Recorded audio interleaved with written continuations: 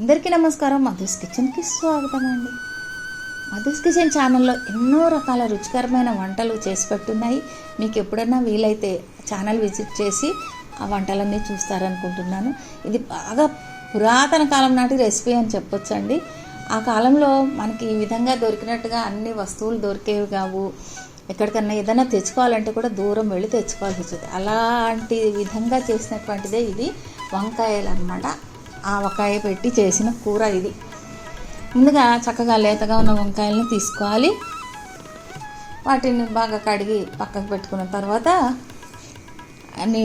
వేరొక నీళ్లు తీసుకొని ఆ నీళ్ళల్లో కాస్త పసుపు ఉప్పు వేసి ఈ వంకాయల్ని 4 ముక్కలుగా 4 పక్షాలుగా కట్ చేసుకొని ఆ ఉప్పు పసుపు వేసి నీళ్ళల్లో వేసేస్తే ఎందుకు వేసేవాళ్ళంటే రంగు మారకుండా ఉండేవన్నమాట. లేదంటే కండ్ర వచ్చేస్తాయి, నలుపు వచ్చేస్తుంది కూర కూడా, అట్లా అన్నమాట.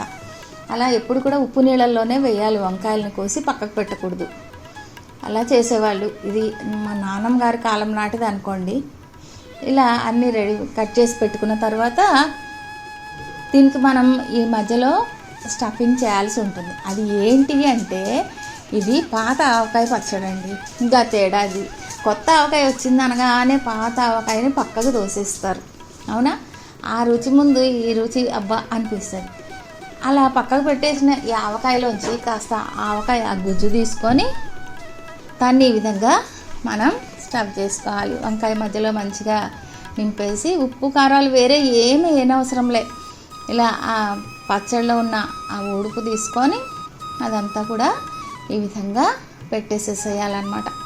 మామూలుగా మనం మసాలా వంకాయ ఎలా చేసుకుంటామో అదే విధంగా చేసేయాలి. చాలా తేలిగ్గా అయిపోతుంది. ఆ రోజుల్లో అన్నీ దొరికేవి కాదు. వర్షాలు పడితే వరుసగా 10-15 రోజులు కంటిన్యూస్గా పడేవి. మార్కెట్కి వెళ్ళాలన్నా చాలా దూరం ఉండేది. అలాంటి సమయంలో ఎటువంటి ఇబ్బంది లేకుండా ఇంట్లో వాళ్ళకి సమయానికి తగినట్టుగా భోజనాన్ని ఏర్పాటు చేయాలంటే ఆడవాళ్ళు ఇలా తెలివిగా చేసేవాళ్ళు అన్నమాట వంటలు. ఇలా కూర పెట్టేసుకున్న తర్వాత ఎక్కువగా ఆ రోజుల్లో ఇత్తడి పాత్రలే వాడేవాళ్ళు కదా. అలాంటిదే ఇది అనమాట. ఎప్పుడూ మా నాన్నమ్మ గారి కాలం, అంతకుముందు కాలం నాటిదనే చెప్పచ్చు.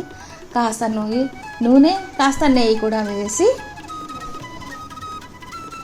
అది కాస్త వేడెక్కిన తర్వాత మనం ఈ పచ్చడి ఉప్పు నింపి కూరి పెట్టాం కదా, ఆ వంకాయల్ని అందులో వేసేసి చక్కగా లో ఫ్లేమ్లో మగ్గబెట్టాలి. అంతే. అందరికీ అసలు మంచిగా కాస్త నీళ్ళ చారు పెట్టుకుని ఇవి నంచుకొని తినొచ్చు.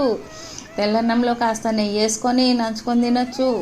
ఎట్లా తిన్నా కూడా చాలా బాగుంటాయి, చాలా రుచిగా కూడా ఉంటాయి, చాలా తేలిగ్గా కూడా అయిపోతుంది.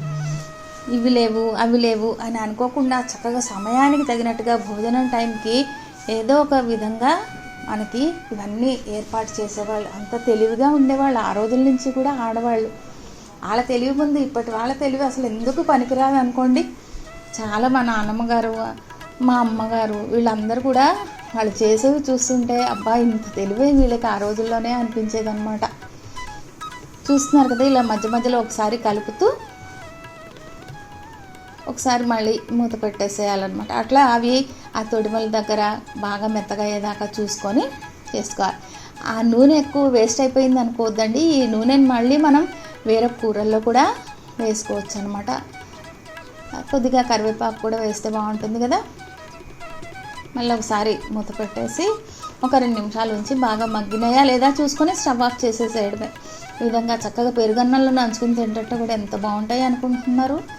ఈ రెసిపీ మీలో ఎవరైనా కూడా చేసి ఉంటే కామెంట్ రూపంలో తెలియజేయండి. ఈ వీడియో కనుక నచ్చినట్లయితే లైక్ చేయండి. సబ్స్క్రైబ్ చేయకపోయి ఉంటే సబ్స్క్రైబ్ కూడా చేయండి. చక్కగా ఎంత ముద్దగా కూర చూస్తున్నారు కదా. చక్కగా చూస్తేనే ఉట్టి వంకాయలు ఇలా నోట్లో వేసుకొని తినేసేద్దామా అనిపించేలాగా ఎంత బాగున్నాయి. చాలా రుచిగా కూడా ఉంటుంది. ఒకసారి ట్రై చేసి చూడండి. Thank you for watching.